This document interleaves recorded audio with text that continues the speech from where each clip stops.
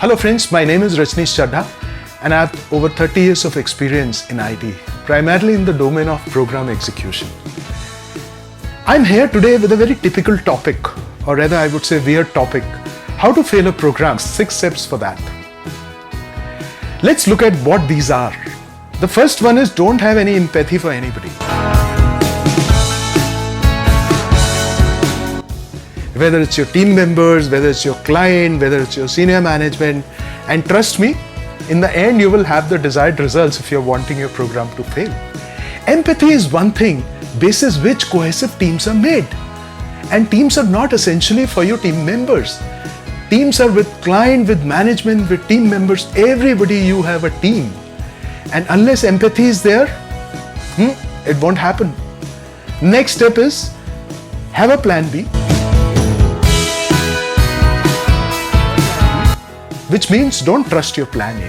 Whatever you've made, that actually is a piece of, I don't want to say that. Look at always on your plan B. This basically will ensure that your confidence and confidence of your team will always be low in the plan which you have prepared. Thereby, neither plan A will work nor B will work. And the program ultimately will reach into crisis, failing. The step number 3 is miss that strategy. Why do you need strategy? If the program has to be failed, why strategy is required in the first place? So don't have that strategy, and even if you have, don't have a well thought through strategy. I can assure you your program definitely is going to fail. 4th step is have all high performers in your program. Don't look for that workhorses which actually make the programs happen.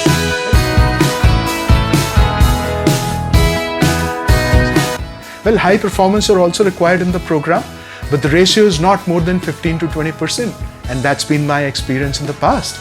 But if you want to fail the program, have all high performers, because A, they would be high performing, B, they would be very, very quick outgoers. So you will not have them when the crisis happens. So have all high performers. I can assure you the program will fail. 5th step is choose the latest but non-proven technology. If you choose a proven technology, the program will succeed. So have a non-proven but latest technology so that it can be told to everybody, you know what, we are working on the latest technology. So that's your step number 5. Last but not the least, have a democracy for all the decisions. Don't have any decisions top-down.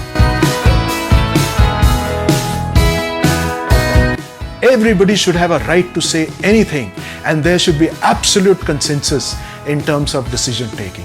What that will do? That will allow everybody to work the way they want to work. There will be silos, there will be islands of excellence, and the program ultimately will go, as I say, though I don't like to say it. I'm sorry, I have used this anecdote to basically say, don't use any of these steps if you want your program to succeed.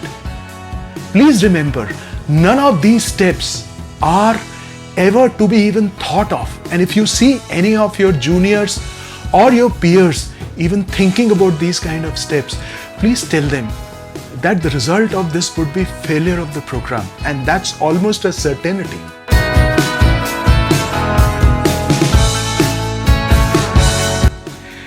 Friends, don't forget to subscribe my YouTube channel where you will get such interesting videos about program execution, which may at times have looking at the aspect from the other side, but definitely there'll be a lot of learning in that.